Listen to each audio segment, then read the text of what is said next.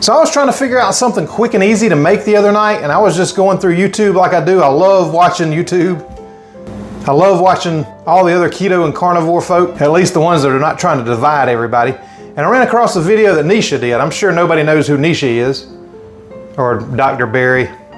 Anyway, there's some pretty good keto carnivore people you may have heard of. Nisha was cooking a recipe from Maria Emmerich. Some of you may have heard of her too.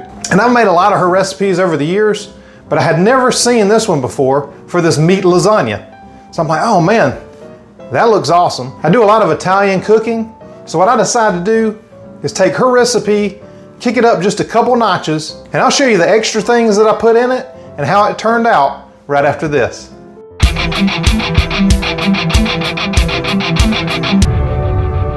So as y'all may or may not know, I can't leave anything well enough alone. This recipe on its own is gonna be absolutely fantastic, and I'm gonna put a link down below to Nisha's video and to the original one that Maria Emmerich did, so that you can check those out.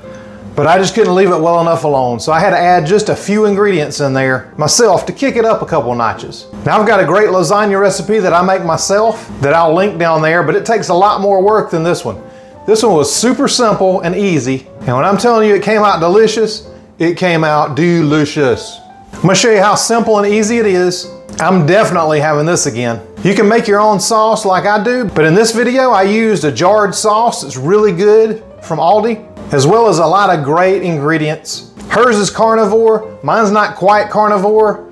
I'd say maybe dirty carnivore, if that's a thing. I think it is, not sure. Anyway, if there's a dirty carnivore, this is it. Nothing super crazy in here, but let me show you what I added. This is gonna be one of your favorites, I can tell you that much. Check this out.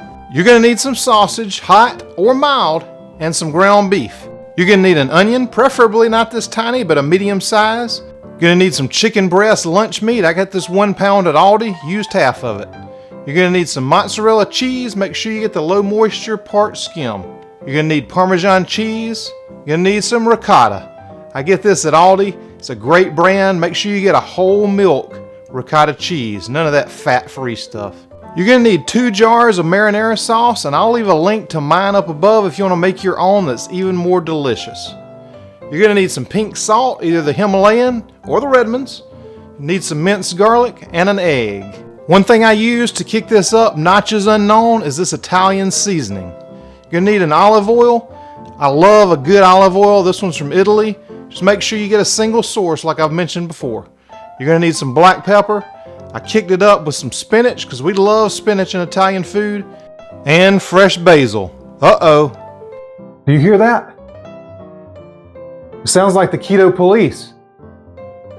It is the keto police!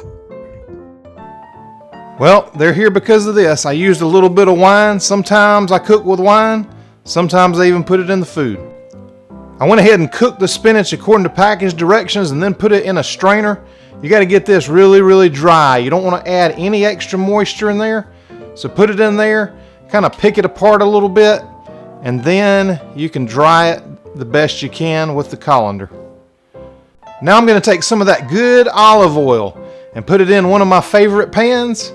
We're going to go ahead and heat that up on medium heat, and you know my trick about knowing when that pan is ready for those onions, the water trick.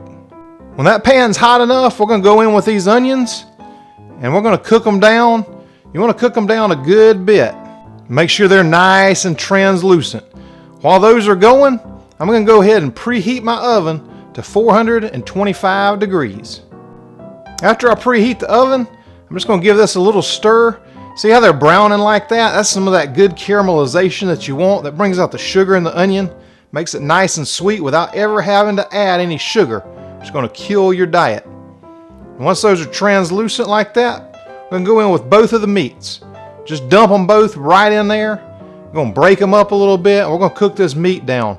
But that olive oil and that onion is really going to flavor that meat proper. I'm going to throw in that garlic, minced garlic. Do as much as you want, but we love some garlic around here, so I'm going in with about that much. Now we're going to take that good full fat ricotta, put an egg in it, and watch this bad boy slide down the slide just like at a water park. Oh, he's just having so much fun in there. It's about to be real happy in a few minutes when I mix them in, but first I need to take some of this pink Himalayan salt, or the Redmonds, whichever you prefer. You gotta salt your ricotta. It's gonna help bring out all the flavor and add just another layer of depth to this recipe. So salt it really well, and then we're gonna mix our egg in. So just do however you want. I used a spoon, just kind of beat them up in there like that, but you can use a fork, use a spatula, use whatever you want, whatever works good for you. But the main thing is you got to take that, incorporate it in so it's a good even mixture in there for our filling for the beautiful lasagna. Well, the keto police are gone. They confiscated all my wine except for this little bit. So I don't know how they didn't find that, but I'm just going to use this just to season that meat. Again, it gives it a nice depth of flavor. And what am I going to do with this little bit that's left over? Guess I'm going to have to properly dispose of it. So now we're going to cook that wine down just a little bit. And don't worry, if you're cooking with wine, as long as you get it up to boiling, it cooks all the alcohol off and just leaves that great taste. So you don't have to worry about getting the kids drunk or anything. So after all your pork and your ground beef are in there and proper, and I cook it a little bit under well, I'm going to go in with my marinara sauce. And with this one I used just one jar. I got another one for backup just in case there's not enough. And there's not enough. So I used a little more out of the other one. You just kind of want to get a good consistency in there, however you like your sauce. And if you notice, I didn't drain the fat off of that at all. You just cook this for a little while, and that good fat that's going to keep us full and happy will absorb back into it. So not a lot of people know that, but you just cook it long enough until you don't see that grease anymore. So now once it's like that, it's popping nice. I'm going to throw in some fresh basil, and I did shred it up. Hey, if you like quick and easy keto meals like this, make sure you hit the subscribe button that lit up right down there for you, and you'll know anytime I make another quick and easy keto meal. Now it's time to start building this beauty. So take a lasagna pan or a baking dish and just start ladling in some of the sauce like that. And it's a little blurry. It's not going to look like that when you're cooking it. Or maybe it will if you had too much of that wine. Oh, there we go. That's better. All right. Got a little worried there for a second. So you just want to get a nice layer across the bottom. That's going to make sure that none of this lasagna sticks. And it also makes sure that you get enough meat in for the day. It's a great sauce. We're just going to layer on these pieces of chicken lunch meat. That's going to be our noodle. And believe it or not, this really separates the layers and makes it nice. I'll show you that in a little bit. Now we're going to build onto that with layers and layers of flavor, starting with that ricotta blend. So make sure you plop it on there real good like that and give it a good spread. Make sure it's evenly spread over that whole layer, because that's part of it. You want every bite to have some of this beautiful ricotta mixture. So now that that ricotta layer is done, I'm going to go ahead and season it with some of this Italian seasoning. I just love that. It's not in the recipe, but you know I like to kick it up a couple notches, and that's going to do it. Once that's properly seasoned, I'm going to put on my spinach. Again, not in the recipe, but I grew up watching and believing what Popeye had to say, so of course I got to go in with the spinach. Now that that's done, I had shredded some of that mozzarella cheese, that beautiful low moisture mozzarella. So if you have some of that on hand, you can use it. But you can also, and I believe the recipe calls for just the slices of mozzarella, and you can put those on top as well. I add some of that later. The next thing, another layer of that beautiful meat sauce. That is some good stuff. That gives you the protein you want, gives you what you need. This is a great meaty lasagna, and it really surprised me how good it came out. So make sure you get that layer on there, cover the whole thing, and then go in with some more cheese. Now what I did is mixed in that parmesan with the mozzarella, so that's why you won't hear me talk about that anymore, but it's all in there. Now it's time to add another layer of that chicken breast. And I'm telling you, when you try this, you're never going to believe there's not noodles in there. It surprised my son. He's not keto. We didn't tell him. I didn't want him to say, nah, I want something else. So anyway, we gave it to him. He ate it and was none the wiser. Or at least he didn't say he was. If so, he ate it anyway, so it didn't really matter. Any guesses on the next layer? Yep, we're going in with some more of that ricotta. And you can just plop it, or you can dump it like this, and then just make sure you spread it out all the way. You want a good layer of everything that you put on here. So just make sure it's spread out really good so that when you cut it, you can see those lines. And hey, when you're really cooking, you might get a little messy like me. I drug some of that meat sauce in there, but guess what? It's still going to taste delicious. It might be a little ugly right now, but we're about to cover the whole top of this piece anyway, and you're never going to know.